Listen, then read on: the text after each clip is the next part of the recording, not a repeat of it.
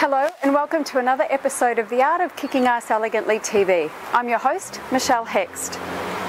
Today I'm about to run the very first mastermind in my 12-month luxury business and lifestyle mastermind. I'm here at the beautiful Prince in St Kilda, and today we kick off. And so in this week's episode I want to share with you the journey that I took to get from this first inception of the mastermind program to standing here today about to take my women on the journey of a lifetime.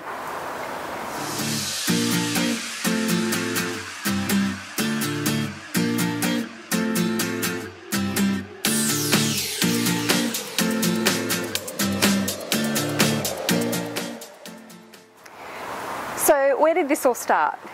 In October I had the idea for a book, my third book, and as I was writing the book, the extension of the book obviously became a business very, very quickly. I fell in love with the concept. Writing the book was very, very, very easy. It almost wrote itself. And as I was writing this book and I was immersed in it more and more, I was thinking about the lessons that I'd gained over the last couple of years in my business that I wanted to share in the book, and of course that led to me creating this program. And so how I got to be here today, it's really interesting. I had a bit of a realization last week. This is going to be a long story, so you better sit down. It starts on Monday. I went and had some kinesiology. Been feeling a little bit stuck, and I know this helps me, so I thought I'll go and get a kinesiology session. So I did that. And almost immediately I felt unblocked, felt clear, felt $1,000,000, especially the next day when I woke up. And then all of these thoughts kept pouring through my mind over the next few days about, wow, look at where I am. And I had this realization that my business this year is already in double six figures. If I don't launch another program, if I don't take on another coaching client, if I don't do anything else other than service my awesome mastermind women, I'm still in double six figures. And that was fairly incredible. Because for me, I left school when I was 14. I grew up in domestic violence. I was a victim of sexual abuse as a young girl. And to think that I'd been able to put myself in this situation was just amazing, And I look back at that, and I don't know why it struck me like it did at this point in time, because, I've had six-figure years before, but I think it was so early in the year, and the realization hit me, I actually don't need to work my ass off this year. I can actually stop and I can actually enjoy each week. And if I want to launch my online program, which I will, I can do that in my own time when I'm ready, and I can outsource the hell out of it. So I don't have to be doing all of the bits that I don't need to do. I had this realization that, when I was a young girl and I was growing up in that environment, I think I was around 12, 13, 14, and I remember thinking, this is not going to be my life. I always knew I wanted something bigger, something more. And I can remember when I left school at 14 thinking, wow, if I don't make something of myself, if I don't really get onto something, I'm going to be another statistic. I wasn't only a victim of domestic violence and sexual abuse and poverty, I was now uneducated. And so for me that was just, wow, I'm really going to have to do something, and I don't know what it is, but this is not going to be my life. And so I've always used that to drive me, not in a negative way, always in quite a positive way. And so the other day sitting there with this realization that, wow, when I was a kid and I had all these dreams and visions for what I wanted my life to be, and I actually made it happen.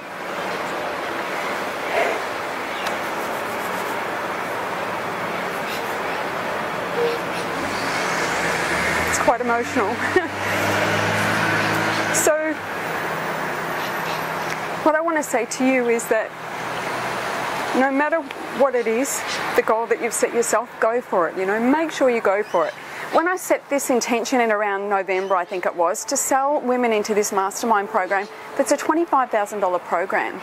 I'd only ever sold a program of around $10,000 at that time, and that was hard work to do that.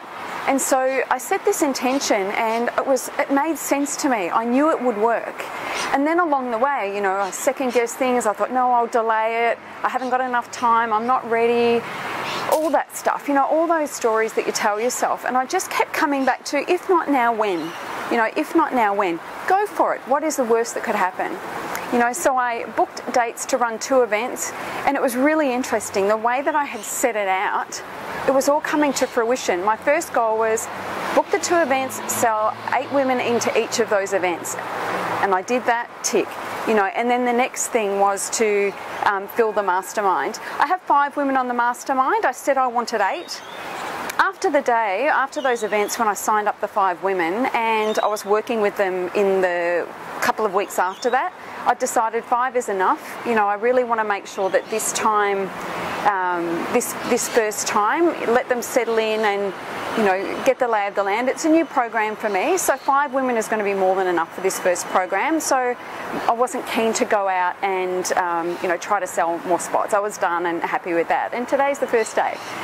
So from here, you know, I've learned a lot. I'm going to launch it in Sydney in the middle of the year. I'm going to run it again in Melbourne later in the year, and I'm going to run an online version of it as well. The other thing was, when I launched this, I planned to launch with my book, and it wasn't ready, so I just had to go for it anyway. So I look back now and the realization that, wow, I did it. And I thought back over that journey from sort of October, November to now. So many times I could have quit. So many times I could have talked myself out of it, but I didn't. And so here we are today. You know, that program, including the coaching clients that I picked up from those events, netted me over $120,000. You know, that was the idea for a book, started writing the book, the idea for the mastermind in roughly November to the end of January, and selling, you know, $120,000 worth of programs.